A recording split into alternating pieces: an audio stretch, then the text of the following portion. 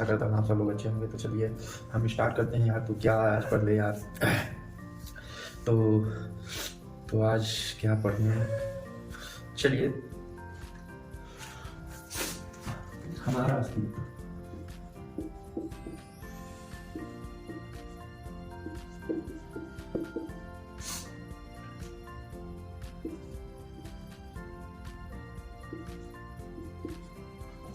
हमारा अस्तित्व।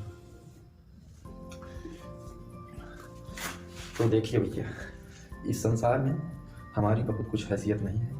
हमसे अभी भी बहुत ज़्यादा स्पीसीज़ इस दुनिया में फैले हैं जो कि हमसे कहीं ज़्यादा हैं।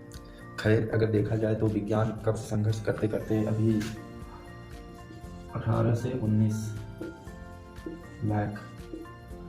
19 लाख तक स्पीसीजों को समझ सका है, जान सका है और उसे पूरी तरह से अध्ययन उसका किया है। तो यार हमको इतना फिदाइन अपने किसी विचार को लेकर या अपनी किसी बात को लेकर नहीं होना है। बस हंसते रहिए, हमेशा हैप्पी रहिए, खुशी से रहिए। जीवन बहुत बड़ा नहीं है, बहुत छोटा जीवन है, उसमें भी बहुत सारी बाधाएं हैं। इससे आगे निकल कर तो कभी आप आत्महत्या करने जैसी बातों को मत सोचिए। और जीवन बहुत बड़ा है और छोटा भी है अगर देखा जाए तो। इसे आप आनंद पूर्वक जी लीजिए और दूसरों को भी प्रेरित कीजिए। तो हम क्या समझें, क्या है जीवन, क्यों है जीवन। तो जीवन में आप जो चाहें कहें, पर सच तो यही होगा कि आपका व्यवहार क्या है। आपके यह कैसे तय कर सकते हैं कि आप अच्छे हैं या आपका व्यवहार अच्छा है, जब तक लोग यह कहें सत्य है या कि नहीं, आप किसी चीज़ को तय कर ही नहीं सकते हैं। हालांकि आपका आधार कुछ समय के लिए एक हो सकता है, पर लंबे समय तक के लिए नहीं, क्योंकि मानव मस्तिष्क का ऐसा ही निर्माण है। मानव मस्तिष्क हमारे जीवन की अधिकांश जो घटनाएं घटती हैं उसमें तो हमारा डीएनए जो है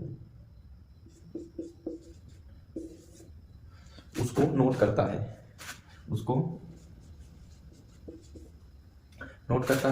और उसको पूरी तरह से स्टोर करके अगले पीढ़ी में उसको पहुंचाने का काम करता है।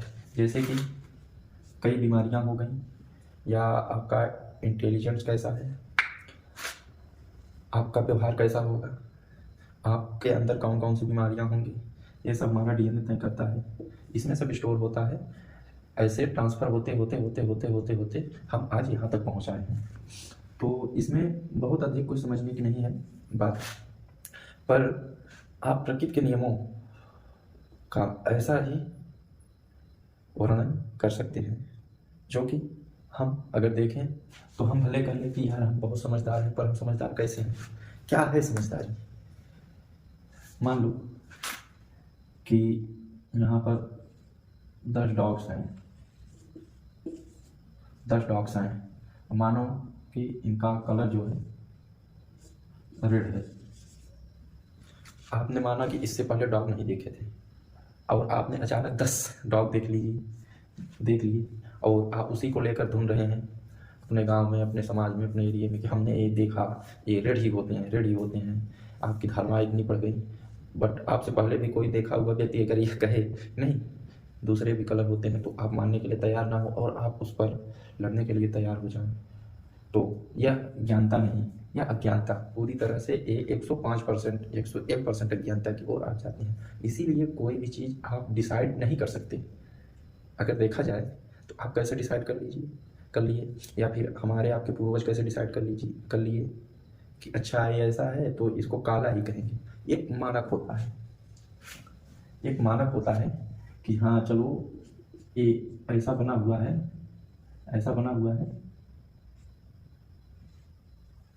तो हम इसको ये चीज़ कहेंगे।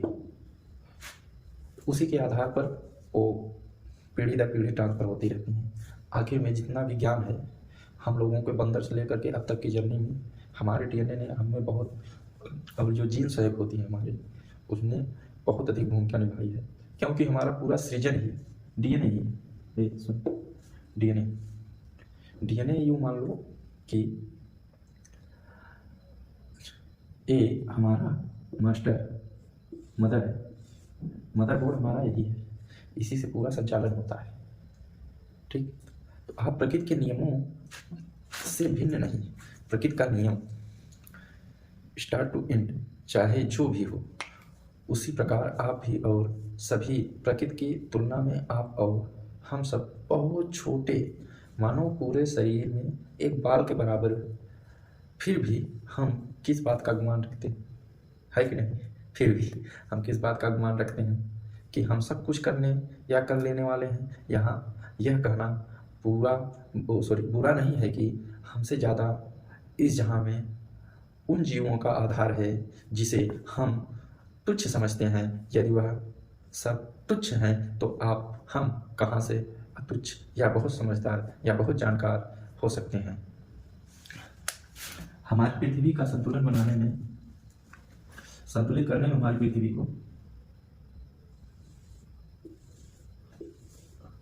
पृथ्वी को संतुलित करने में जितना कि हमारी भूमिका है, उससे कहीं अधिक यहाँ पर छोटे से लेकर बड़े जीवों तक की भूमिका है।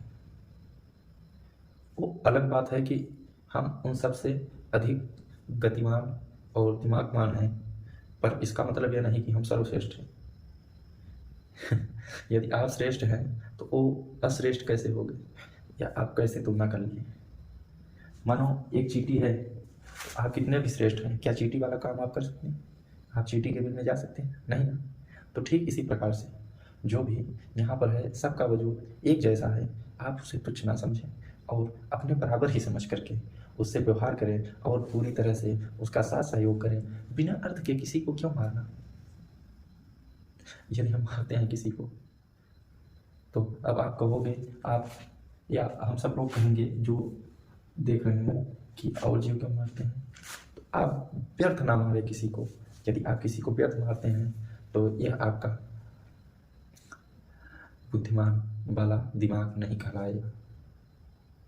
आपको अपनी ज़रूरत के आधार पर देखो, इस संसार में सभी जीवों को केवल क्या चाहिए? भोजन। क्या चाहिए? भोजन। भोजन के लिए ही सारे जीव यहाँ पर हैं। उनको कुछ नहीं चाहिए, सिर्फ भोजन चाहिए जब तक उनकी ज़िंदगी है। लेकिन जो ये ह्यूमन है,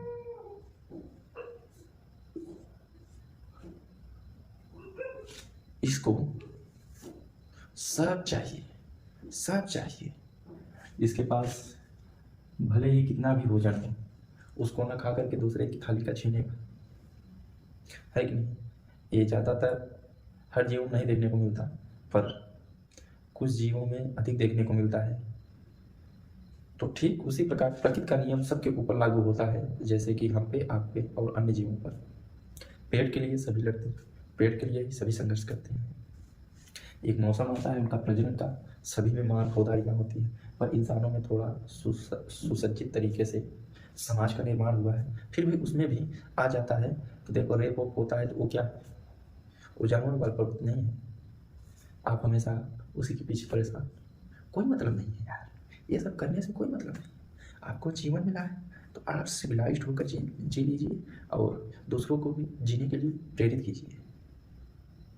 तो मैं आशा करता हूँ कि मैं जहाँ तक समझ पा रहा हूँ या आप सबको समझा पा रहा हूँ, तो समझ आ रही होगी बात। तो आप सब लोगों को बहुत बहुत धन्यवाद। फिर इतना कष्ट करने के लिए आप सब लोगों को बहुत बहुत धन्यवाद। आप सब लोगों का दिन मंगल हो, जीवन मंगल हो। नमस्कार।